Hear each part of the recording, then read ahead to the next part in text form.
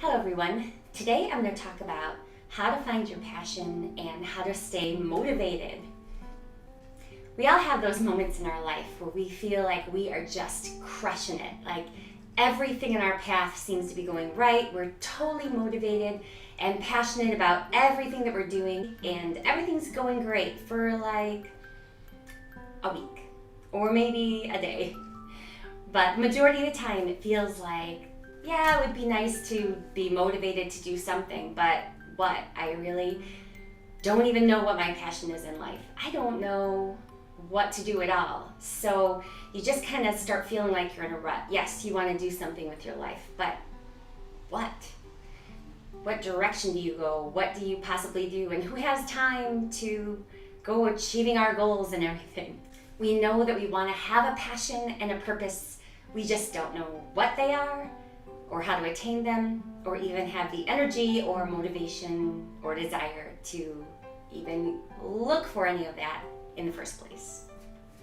A famous quote from Albert Einstein that says, "We cannot solve a problem from the same thinking in which we created that problem."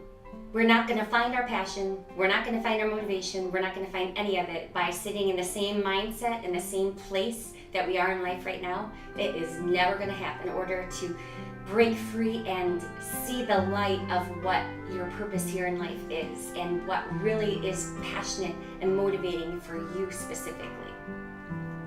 So how do you even begin to clear out the clutter of your life? So the first thing is clearing out unnecessary distractions, which I know is easier said than done. Kids, work, school, friends, family, obligations. You go to a restaurant, anytime you go to the mall, anytime you go anywhere, everybody's doing this. Everybody's looking down and completely distracted on their phones constantly. That is a huge motivating buster. That is a distraction that is taking away from the beautiful essence in life, things that we should be focusing on. Instead, we're worried about what somebody had for dinner on Facebook, or we're worried about this neat little video that's on Instagram. They're completely mudding your life.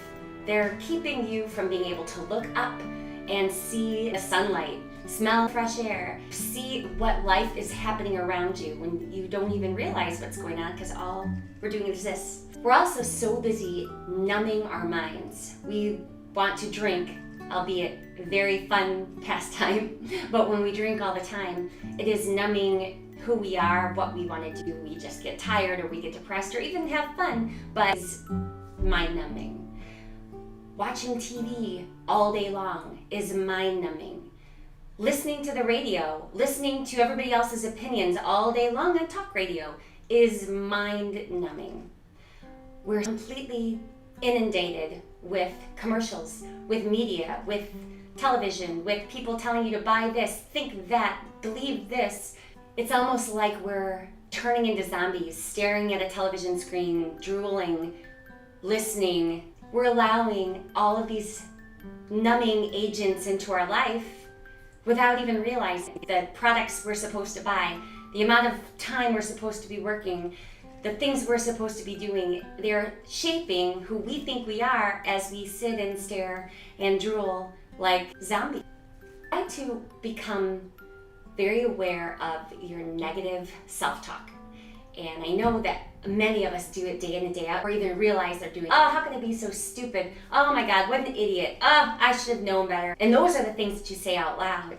But if you ever really stop and listen to the negative self-talk that you have, how inadequate you are, how fat you are, how ugly you are, how old you are, that you're saying to yourself inside, listen to that.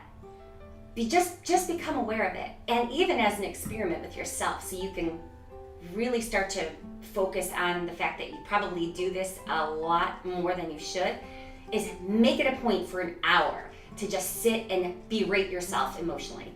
You are a freaking idiot, you're ugly, you're fat, you're stupid, you're whatever it is. But force yourself to say that for like a whole hour. You'll start to realize, man, that does not feel good. It does not feel good to sit there and say that to myself. And then think, Boy, would I ever say that to somebody else or even feel like that towards somebody else? Take it easy on yourself to stop hating on yourself so much. Because if there's one motivation killer and one passion killer, and actually one goal killer, is hating on yourself on the inside, internally. You know, every single one of us have our own experiences that we've developed since birth. Every single person's experience in life is completely unique in that they've had every incoming belief that they've inherited from their parents, from their teachers, from their friends, from their siblings, from society, from the media, everything. But you develop, and all of us do, a way of seeing the world through our own goggles. In the habit of looking at the world through very negative eyes. Everything sucks. People suck. The world sucks. Politics suck. Religion sucks. If you hate everything about the external world, I assure you that as you do that, you are creating your own reality, that the whole world is going to show you how shitty it really is. Look out into the world and you think the whole world is against you, or you think everybody's a jerk, or you think the whole world is just selfish and dogs are better than humans. You are really doing yourself a disservice, because you are attracting every kind of situation that will continue to show you what you believe about the world. And that is the truth. Instead of seeing, yes, there is bad in the world, there is no denying that there are some lousy people out there and there are some lousy situations. But if all you do is focus on the lousy and you completely forget about all of the amazing good that's going on, your whole reality is going to be that perception. And it is going to reflect to you only the lousy, negative crap that goes on in the world. It's going to exist simultaneously with the good anyway. So why sit there and focus on the negative all the time? You have your own conscious choice, and I know it's hard, but it can be done choice by choice until it becomes a habit. Shifting your focus on the better things in life, things that people are doing for each other, the goodness of humanity. Focus on them enough, the world is going to start reflecting that in you again. So you do create your own reality. You're going to shift it through your perception of what you're going to focus on. Are you going to focus on what is lousy about the world, or are you going to focus on what is amazing about the world? Both are always going to be there, but you don't have to focus on the one. You can focus on what it is that's going to enhance your life. Develop a good relationship with failure. I know failure is one of the most feared things on the face of the earth, other than public speaking. But nobody wants to fail. It is a terrible feeling. But why? If we have never failed, we will never improve. It's within your own life. You have to make mistakes. You have to make mistakes if you are going to improve and continue to refine the path that you're on. If you are afraid of failure, so you're not going to try anything, you will never get anywhere in life. You will stay the status quo, you will stay put, and your life is going to pass you by while you're too afraid to fail. Failure is a beautiful thing. It is a necessity. It is a part of life. Everybody fails. Every person you ever see that succeeded in life has failed multiple times. But when you look at failure as a guidance system and a teacher, then you can stop hating yourself for failing or fearing failing. Another thing is, get away from toxic people. And I know that that is so much easier said than done. I know it's hard to get away from every human being that could ever be toxic. But if you are consciously hanging around people who are nothing but angry, bitter, negative, spiteful, people who are keeping you from becoming the best person that you can be, it's going to hold you in that place, because we truly are what we surround ourselves with. And when you surround yourself with people who are going nowhere in life, who have no desire to go anywhere in life, who are angry, who are full of self-hate, that state of being, it's very difficult to be around those kind of people and rise above to where it is that you want to go. I realize that there are a lot of people that you can't get away from. Still stuck working with the same people that you're working with, or you're still stuck with the same family members that you were born with. But you don't have to spend every waking moment with them. You don't have to listen to their negativity. You can walk out of the room. You can ask them to be quiet. You can start showing them how negative they really are, because maybe they don't even realize it. Negativity and self-defeating habits are so habit-forming. They become a part of you and you don't even realize it. Negativity is a comfort place for a lot of people. They don't know what else to talk about. They don't know what else to be. So their identity is, what can I complain about today? What can I hate today? And I don't think that a lot of people are even completely self-aware that they're that toxic and that negative. Sometimes just pointing things out to people is pretty helpful. But again, you can separate yourself as much as you can, and you can stop identifying with what they say. When they're talking about things that are bringing you down, and you can feel your energy kind of drain out of you, and you can feel that lower state of being, just leave the room. Just stop interacting with them. Stop agreeing with them. Stop talking about the same things they're complaining about. Stop gossiping about people. Talk about something that brings you to a really low vibration. Sitting there talking terribly about other people is doing nothing productive, and it is just keeping you in a state of anger, hatred, and distraction. Quit worrying about what everybody else is doing. Quit worrying about who's with who's doing what, who thinks this, who believes that. It's not even your business. It's their perception, their world, their focus, and your unique focus is different than theirs. Allow them to be the way that they are. You do not have to participate in their life. You don't have to worry about what the world is doing. Worry about what you are doing. That should be your focus. That's another distraction, is worrying about everybody else and everything else, including Hollywood. Who cares what the Kardashians are doing?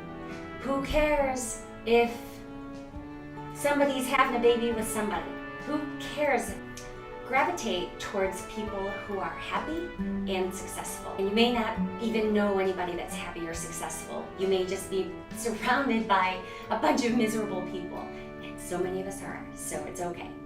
But go places where happy and successful people are.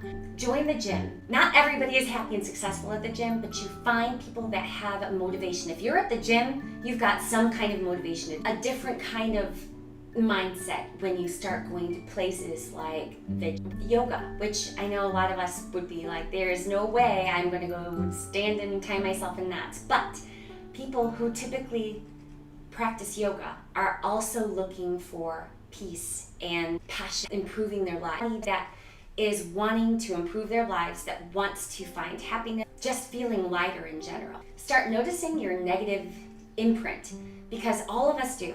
Again, when I talked about how we all have our unique experience, where we have seen the world through the eyes that have been completely conditioned by our upbringing, by what our parents have taught us, society, our race, our ethnic, our gender, whatever. There's always something that you hate about it. We all know what we're resistant to. We all feel there are things that we cannot stand in other people, in the life that we are already living. That negative imprint isn't there to make your life miserable. When you find that negative imprint, when you really start to see what you hate, then you can look to the direction of what you love. Because even though hate and love are still on the same energetic field, it is a dichotomy. So if you know what you dislike, then you know what you like. So you don't have to be against what it is that you're against, but go for what it is that you're for. Do not be focused on fighting the machine. I gotta stop everybody. This whole world is awful. But start looking at what you do want. Start focusing then on what can you do to change it in a positive way? What can you do instead of fighting the machine? What can you do that will change it in a positive way, that the negative part of what you hate will just kind of start to dissipate? You can be for something or you can be against something. But that negative imprint is what you're against. That is the anti-passion in you. When you know that you're passionate about hate, but your true passion lies in what you're for. So focus your energy, your viewpoint on what it is that you're for. Stop worrying about what you're against. Start focusing on what you're for. Then you will start to really, truly find your passion. Then you'll start to have something to look forward to. Fighting against something is so exhausting. The majority of us really don't win the fights that we're against, especially when it comes to things that are in this world. Racism, genetically modified organisms. Don't look at the process. Look at your end result and look at every day, one day at a time. I know when I was in nursing school, I was working full-time, more than 40 hours. I had 3 children that were ages 5, 7, and 9 when I started nursing school. And I took 21 credit hours per semester through nursing school. I know every day was so hard. When I decided that I was going to be a nurse, I didn't think it would be that hard. And I just saw the end result. Oh, I'll just be a nurse. But as I got into class, I saw the amount of work that I had on top of having to work, on top of taking care of my children and my house and everything else. It seemed absolutely overwhelming to look at how far I had to go. But I started just playing a mental game with myself on one day at a time. When I would feel overwhelmed, I would only let myself look at what can I accomplish today. And then it became very bearable.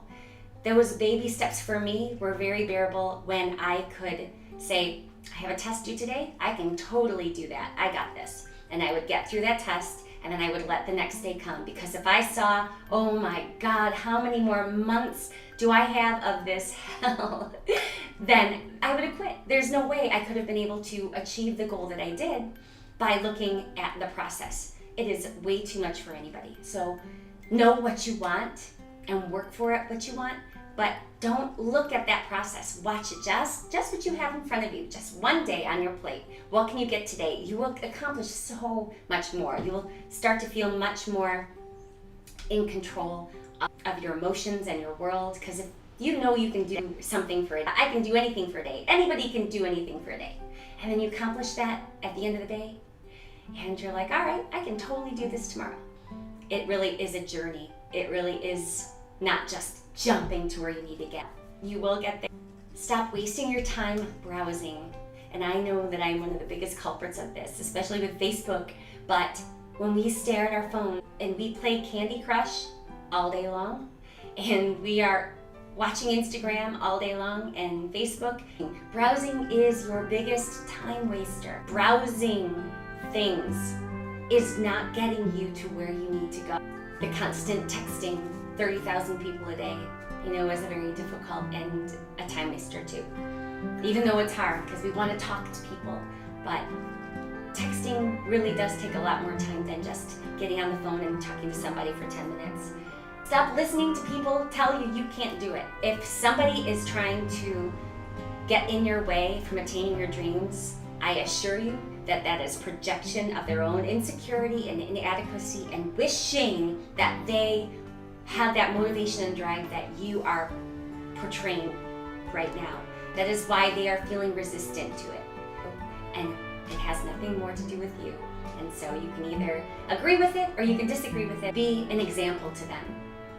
Smile and say thank you for your opinion, but it really doesn't pertain to me or my life. And I'm going to do what it is that I want to do, but it isn't going to affect my world. And finally, think about what can you do to be in service to others. Everybody has given a gift to somebody else, and the feeling of giving is so much more rewarding than the feeling of getting. I don't know about you, but I know that times when I've given of my time or energy or money or anything, it makes me feel in alignment with who I really am, with my purpose, with my passion, like I am contributing to the betterment of this world. Times that you've given to somebody without expecting something in return has been much more rewarding than anything that you've ever been able to get. Finding your purpose and your passion is in what is in service to others. What can you do to benefit the world? What talents, what unique things that are amazing about you specifically and nobody else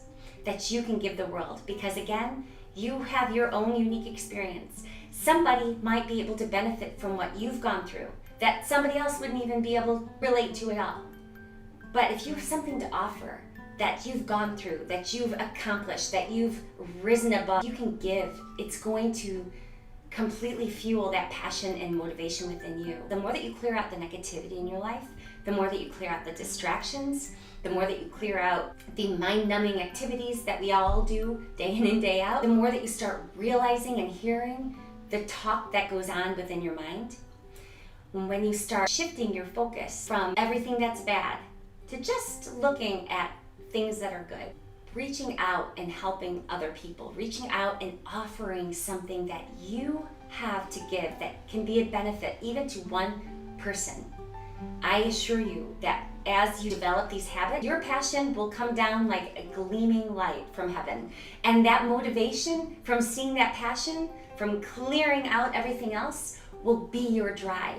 And it may not be there every day. I'll make it a daily practice to do these things. All of us are going to feel lazy. It is going to become easier and easier. And that motivation will be there. It will become your new reality. I hope that this has helped in some way. And if so, please leave me a comment. Let me know if there's something else that you'd like to talk about in the meantime. And I hope that you have a wonderful day and a wonderful week. And I look forward to talking to you soon. Thank you.